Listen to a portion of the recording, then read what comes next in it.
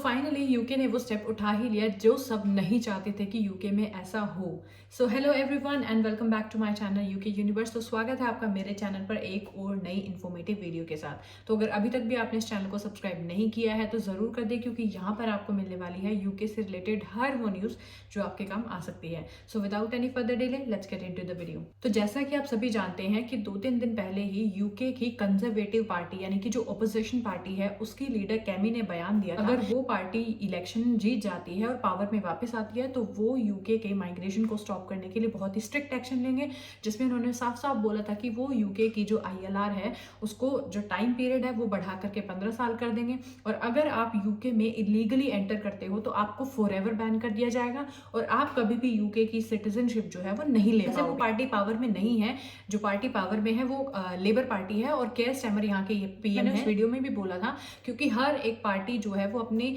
आपको पावर में रखना चाहती है, तो हो सकता है उसको देख के जो लेबर पार्टी है वो भी शायद कुछ ऐसे स्ट्रिक्ट रूल जो है वो लेकर के आए ताकि वो माइग्रेशन को कम कर सके और लोगों को लग सके कि ये जो पार्टी है वो भी माइग्रेशन को कम करना चाहती है। और फाइनली ऐसा ही हुआ है। 2-3 दिन से ये यूके में बहस चल रहा था कि जो भी लोग यूके में आते हैं, चाहे वो इलीगली आते हैं चाहे वो किसी वीजा पर आते हैं, यहाँ ओवरस्टे कर जाते हैं, और वो लोग जब सिटीजनशिप के लिए अप्लाई करते हैं तो क्या उन्हें सिटीजनशिप देनी चाहिए या फिर नहीं देनी चाहिए। और फाइनली यूके गवर्नमेंट की तरफ से, केयर स्टारमर गवर्नमेंट की तरफ से यह फैसला ले लिया गया है कि जो भी लोग 10 फरवरी के बाद आईएलआर या सिटीजनशिप के लिए अप्लाई करेंगे उनकी एप्लीकेशंस रिफ्यूज हो जाएंगी, यानी कि उन्हें आईएलआर नहीं मिलेगी। लोग यूके में इलीगल वे से एंटर करते हैं, जैसे स्मॉल बोट्स के थ्रू आना, फ्रांस, यूरोप, बहुत सारी कंट्रीज से स्मॉल बोट्स के थ्रू जो है वो बहुत सारे यूरोपियन या फिर बहुत सारे एशियन, अफ्रीकन जो है वो इलीगल तरीके से यूके में एंटर। तो जब आप इलीगल हो जाते हो तो यूके के अकॉर्डिंग अगर आप यहाँ पर बहुत टाइम स्पेंड करते हो, लाइक 15 ईयर्स 10 ईयर्स, तो आप असाइलम के लिए या फिर सिटीजनशिप के लिए अप्लाई कर सकते हो। और जब आप असाइलम के लिए एप्लीकेशन डालते हैं तो बहुत सारे केसेस में आपको असाइलम मिल भी जाती है और आप जो है वो यूके की सिटीजनशिप ले लेते हैं। लेकिन इसको लेकर के अब यूके गवर्नमेंट ने साफ साफ कह दिया है कि जो भी लोग इलीगली यूके में एंटर करेंगे या जो भी असाइलम सीकर्स हैं जिन्होंने भी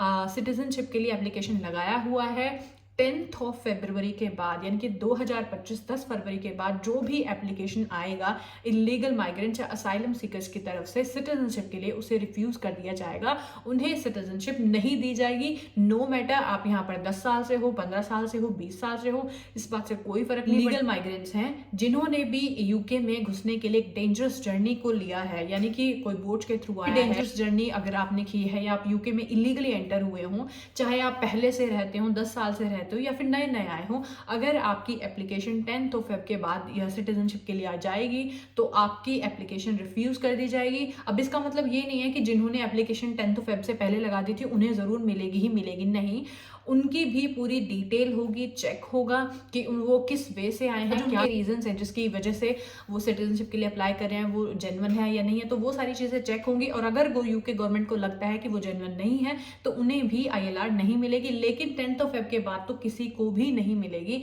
नो मैटर आपने असाइलम लगाई हुई है, आप अभी आए हो, पुराने आए हो। तो ये एक बहुत बड़ी अपडेट है, क्योंकि बहुत सारे लोग स्पेशली एशिया से, इंडिया से लोग क्या करते हैं, टूरिस्ट वीजा पर आते हैं और वो अपने वीजा पर ओवरस्टे कर जाते हैं, वापस अपनी कंट्री नहीं जाते हैं और सोचते हैं कि 2 साल बाद, 3 साल बाद, 5 साल बाद, 6 साल बाद जो है वो असाइलम के लिए उनके असाइलम मिल जाएगी या फिर उन्हें सिटीजनशिप मिल जाएगी। तो ये यूके की तरफ से एक क्लियर नो है कि चाहे आप यहाँ पर कितना मर्जी टाइम स्पेंड करो, अगर आप पकड़े जाते हो तो आप डायरेक्टली डिपोर्ट हो जाओगे, वरना आपके पास सिटीजनशिप का कोई राइट नहीं है। आपको छुप छुप कर रहना पड़ेगा, आपको काम नहीं मिलेगा, आपको घर नहीं मिलेगा, आप बाहर निकल नहीं पाओगे, आपके पास कोई राइट नहीं होंगे, बीमार हो जाओगे या कुछ भी, आपके पास कोई राइट नहीं होगा। लोग ऐसा सोच रहे हैं कि वो यूके में आ जाएंगे, हो सकता है शायद 5 साल के बाद, 10 साल के बाद उन्हें जो है वो आईएलआर मिल जाए। तो प्लीज ऐसी गलती मत करो, लीगल वे से आप किसी भी कंट्री में मत जाओ, क्योंकि अगर आप पकड़े गए तो डायरेक्ट डिपोर्ट हो जाओगे और फॉरएवर के लिए बैन हो जाओगे। चाहे आपको फिर बाद में कितना ही कोई लीगल वीजा दे, आप यूके में नहीं आ पाओगे।